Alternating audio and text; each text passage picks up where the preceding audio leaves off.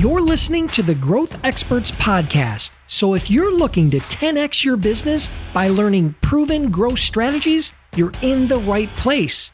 During my interviews with top CEOs, entrepreneurs, and marketers, I dig deep to uncover the real strategies, hacks, and tools to help you achieve your goals. And I'm your host, Dennis Brown. Hey, have you ever wondered how I generate thousands of inbound leads per year using LinkedIn? Well, this episode is sponsored by my guide, The Ultimate Guide to Generating Inbound Leads with LinkedIn. This is the definitive guide on how to consistently generate inbound leads using LinkedIn and social selling. So if you want a copy of that guide, just send a text to 44222 with the word LI Guide, all one word, LI Guide to 44222, or you can go to my website at askdennisbrown.com/guide. Now let's get on with the show. Hey, welcome back, everybody. And today we have yet another amazing guest. Her name is Christina Nicholson, and she started her PR agency, Media Maven, after working as a TV anchor and reporter for more than 10 years.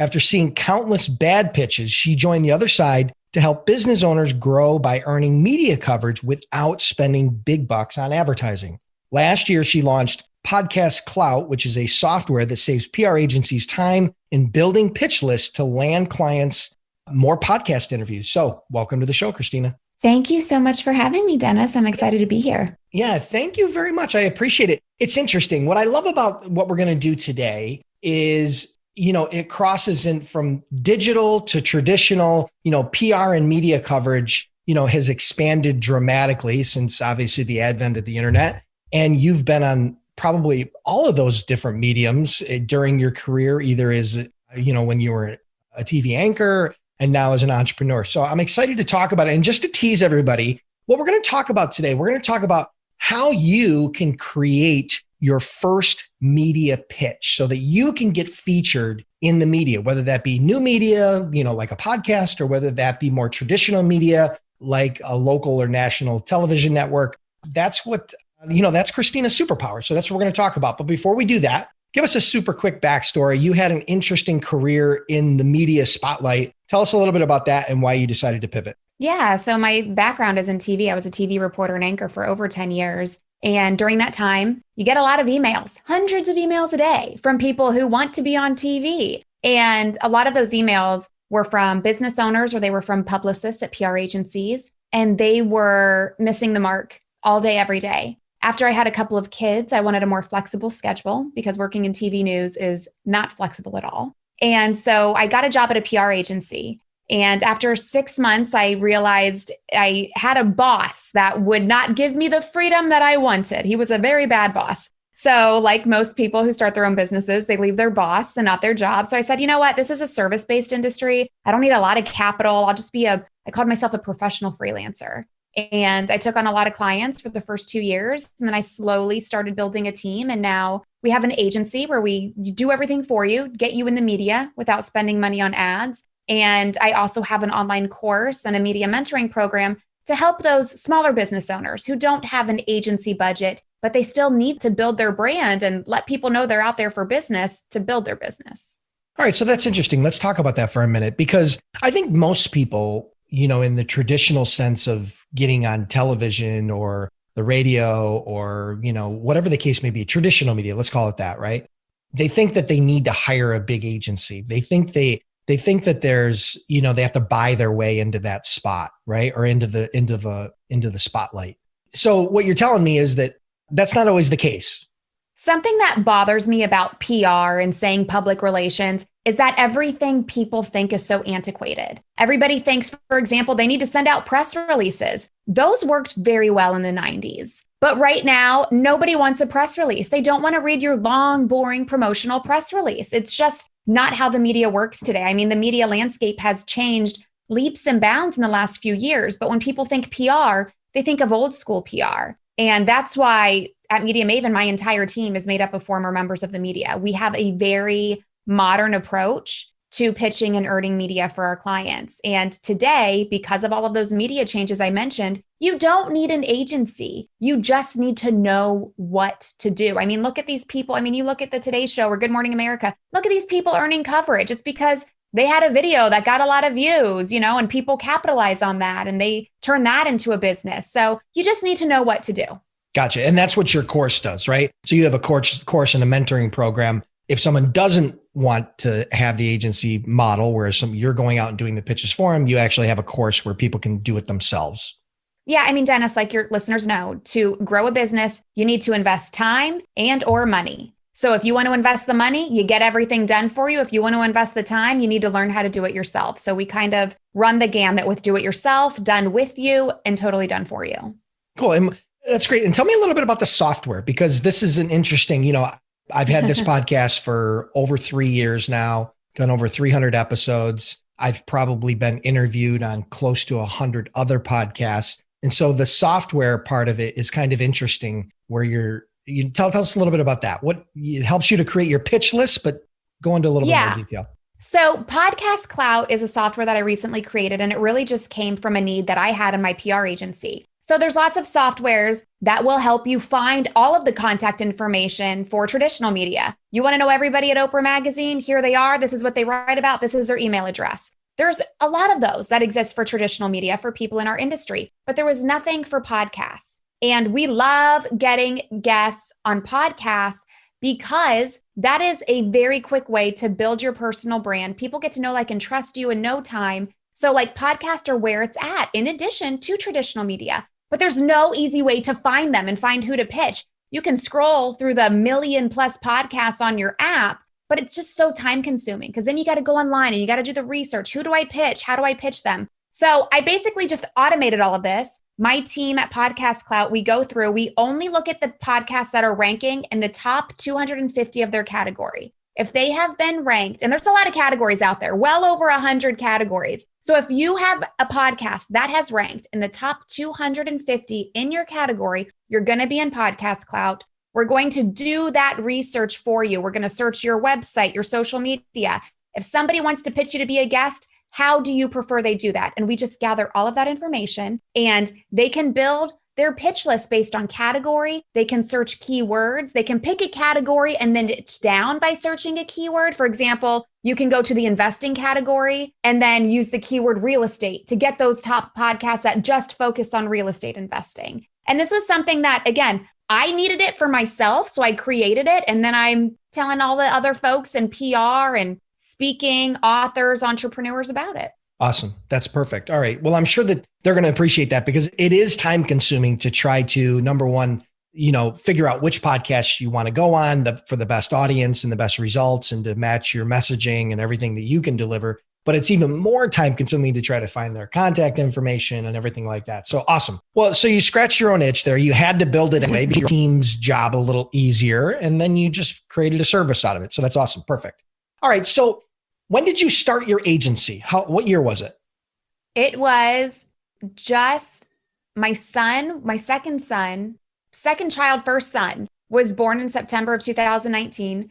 That December, so just a few months later, I quit my TV job. I worked at an agency for 6 months, and then I started my agency. So that would have been in the summer of 2015. He was born in 2014. So the summer of 2015 was when I started my business.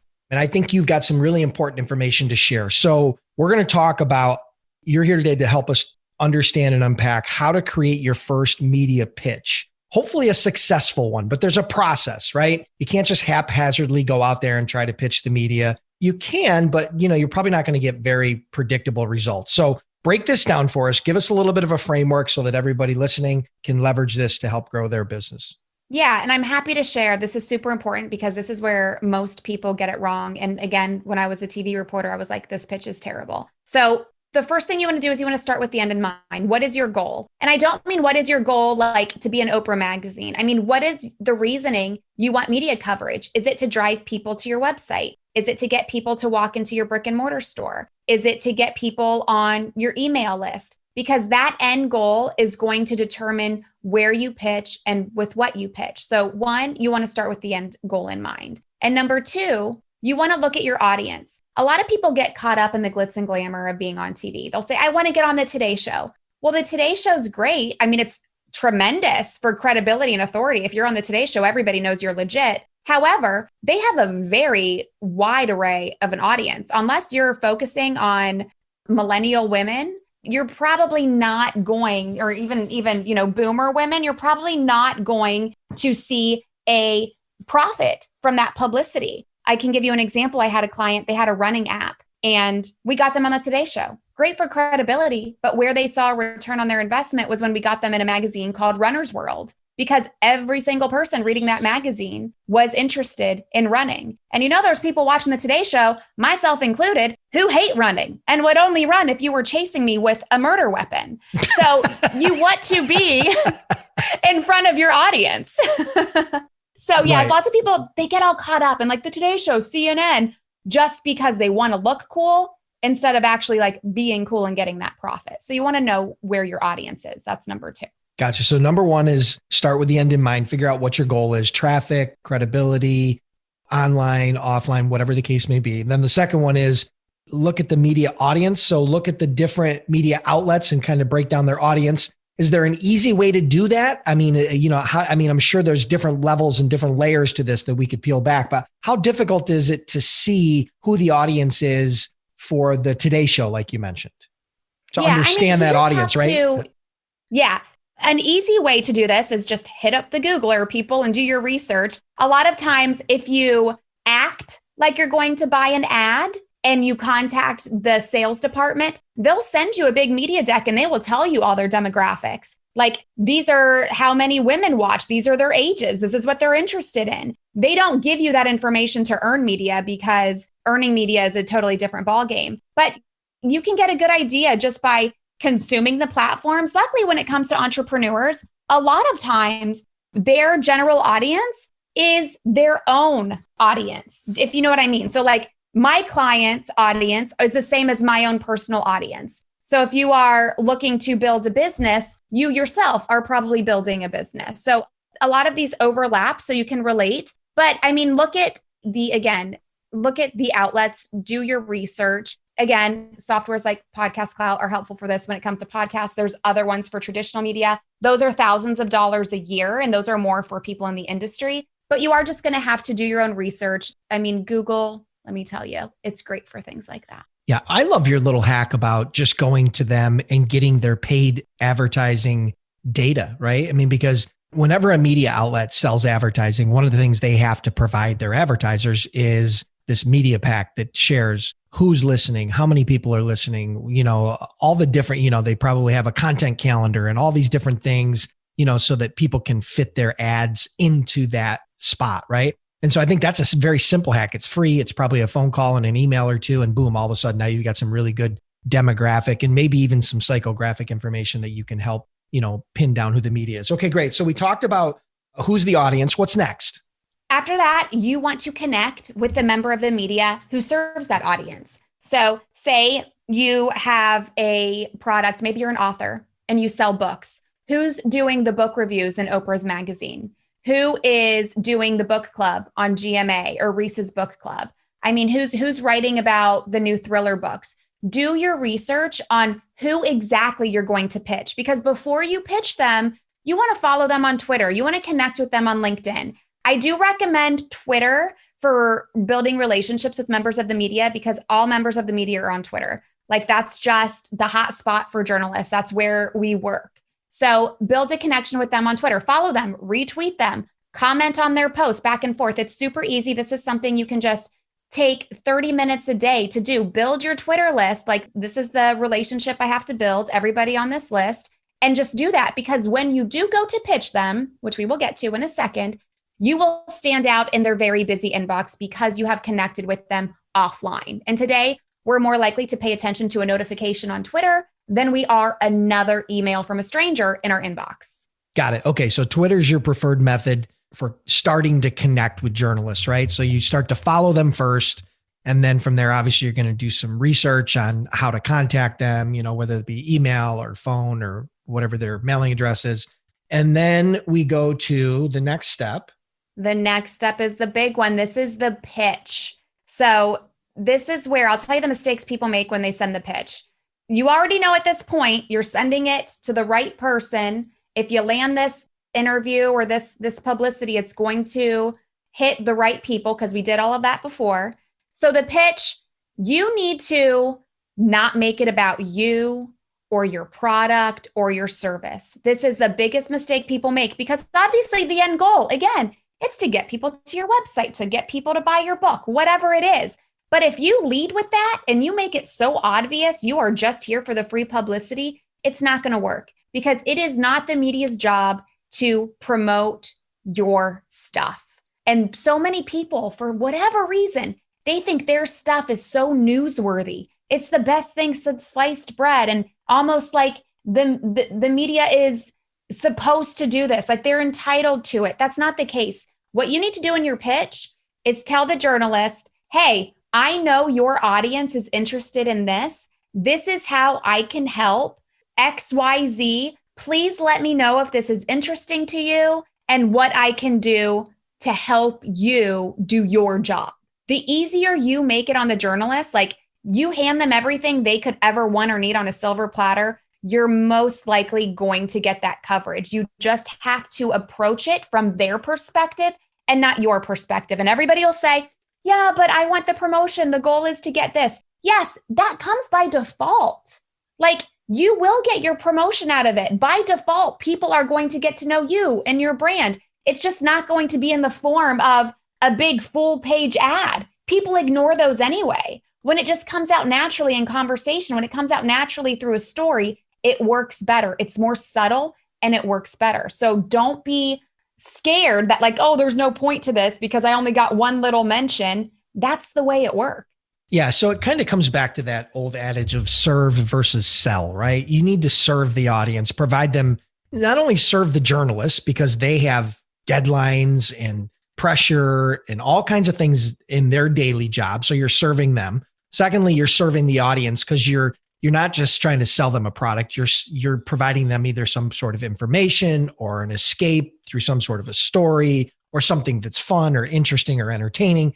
And then from there, just getting in front of that audience, obviously, and then however you may be able to there may be some sort of a segue into the product or service or business or, marketing message that you have, but really don't make it about you, serve versus sell, right? I mean, I think that's the underlying message in the pitch. It is. And people, they want to, hurry up and propose marriage before they start dating. I mean, I could give you so many examples of where I was so close to like giving somebody coverage and they blew it. Like I had somebody request to be on my podcast, become a media maven. And I was like, this is a great pitch. You should come on and talk about this. But in between the pitch and recording the episode, I got 3 emails about, I want to make sure you promote my book. This is my book. This is when it's being released. I canceled the interview because I was like, you are pushing this book so far down my throat right now. It's not my job to promote your book. I wanted you to come on and talk about what was in it. Obviously, your book's going to get promoted if we're talking about what's in it.